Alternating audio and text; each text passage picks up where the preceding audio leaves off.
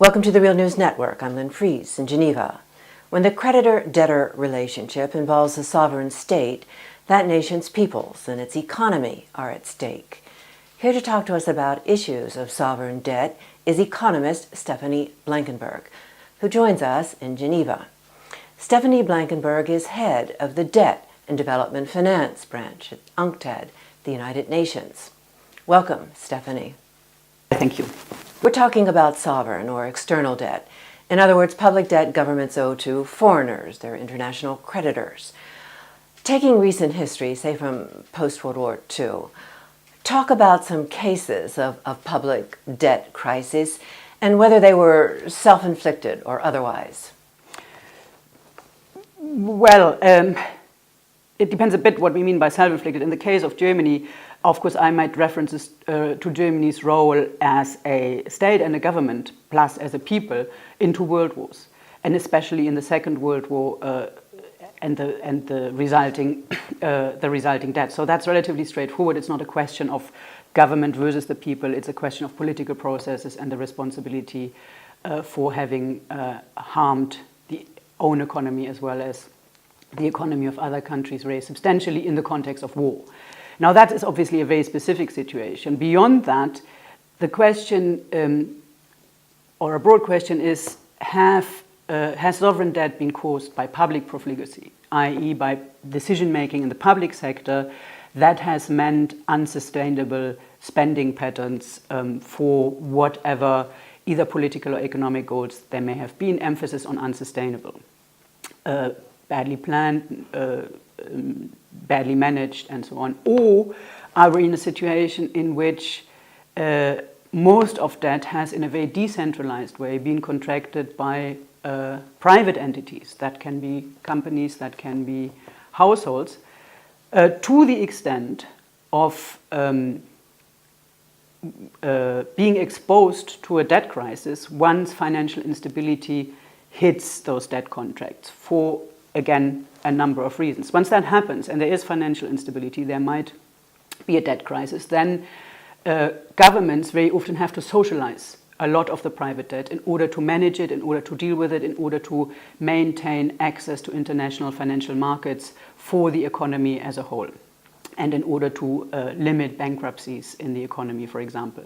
Now, this has been the much more typical pattern of the emergence of public finance crisis in developing economies, as well, of course, as in many of the affected Eurozone economies in the context of the Euro crisis.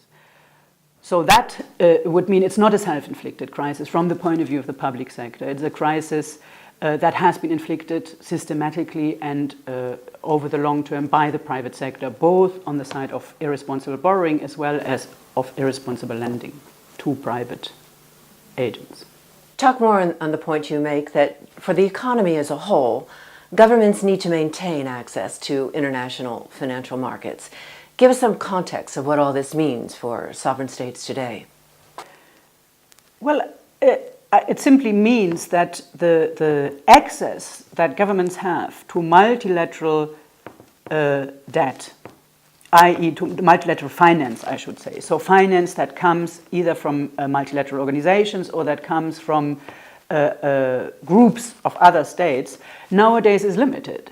And as in other parts of the economy, of the world economy, there has been a process of privatization, in particular, of course, in the area of finance, which means that governments, in order to contract external debt, will be accessing in much more international financial markets, will be going in particular to bond markets at much higher interests than they would in the context of contracting multilateral debt from international organizations or from groups of other states, or even bilateral state, i.e. government debt. That's part of financialization over the last 20 to 30 years. And it basically means that the market for sovereign debt is now dominated by, or is at least strongly influenced by private bondholders From a legal point of view, what that means when you enter into a bond contract, you have to do this under some jurisdiction. There's no international jurisdiction under which you can do this. And very many developing country states will allow their debt contracts to be issued under, in particular, US and UK jurisdiction, because this reinforces investor confidence in the credibility of the process. In cases, for example, where investors otherwise would not have much confidence, say in the Argentine legal system or the legal system of another developing country, rightly or wrongly so, but they wouldn't, and therefore would not acquire a bond, i.e. would not be lending to this economy. So in that sense, governments clearly are much more exposed to the vagaries of international financial markets, developing country governments in particular. There are always two sides to the coin. It does often mean that they, of course, can have very often rapid access to a lot of international finance. There is what then is, in retrospect, often referred to as irresponsible lending. So it can mean that, for example, access by governments to finance that they think they require can be fast, can be quick, but of course the liabilities that result from this can be much more complex, much more difficult to resolve than would be the case under some kind of multilateral process. Before we get into the multilateral story, talk more on structural challenges facing governments as they contract sovereign debt. On the side of the structural problem, we are looking at economies that operate at relatively low levels of productivity compared to the leading economies in the world economy, and that have to undergo very, very long-term, very profound transformations of the way in which their economies are organized, on the way in which their often social sectors are organized as a consequence, their overall institutions are organized, their administration is organized. These are mega processes of change. Now those have to be financed, and that means that there is an enormous finance need, enormous finance requirement. The more risky financing of this process is, the more likely are we going to have destabilizing crises. And if a crisis hits you, or let me put it another way, if you have a crisis and that hits your dairy sector, you will have a lot of small dairy farms.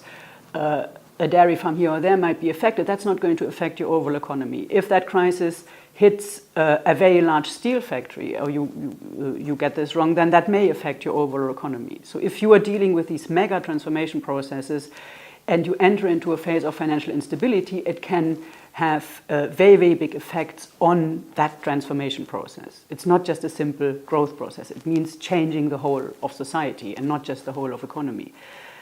Now, clearly the finance need for that, as I said, is enormous, and it will come from many sources. So that's one aspect of it. The other aspect is, of course, that we have governments in places, even in developing countries, that may or not use the resources they do have access to for the purpose of this overall transformation, and they may do so more or less effectively. So we can run into problems also because governments engage in spending patterns that are not necessarily helpful to that transformation. And finally, we have a whole world outside that transformation process in any particular developing country that determines very largely how money is lent. And the more of this money that is being lent comes from multiple private sources who themselves are all part of that big casino that is the international financial market, the less stable that finance will be. And what then if a debtor country runs into trouble and needs to get its international creditors around a table? Do more difficulties lie ahead? Yes, I mean, there's certainly what countries that contract sovereign debt, sovereign external debt, face up to these days is an extremely fragmented system. So there are a number of institutions that deal with debt between states as well as with debt between states and private creditors. And that these are different institutions, plus there are also direct debt negotiations between governments without any intermediary, between governments and private creditors. And those private creditors can, of course, be multiple creditors. They can be financial institutions, they can be other forms of private companies, they can even in principle be private individuals. All of this multitude of creditors has to be organized by the governments themselves. Or there are a few international ad hoc arrangements they can use, such as the London Club or the Paris Club, for example. Of course, the IMF can get involved. So there are multilateral elements of international organizations dealing with aspects of external debt of sovereign countries, plus then a number of ad hoc arrangements to deal with this too, as well as private creditors. So this is basically it's a chaotic system. So this is why I said before, what we really need is multilateral processes, both for the financing of these mega transformation processes, as well as for dealing with situations where crisis, financial crisis, debt crisis have happened, as they inevitably will in under such quite demanding circumstances. Thank you, Stephanie. Talk more about that next. We're going to take a short break and be right back with economist Stephanie Blankenburg.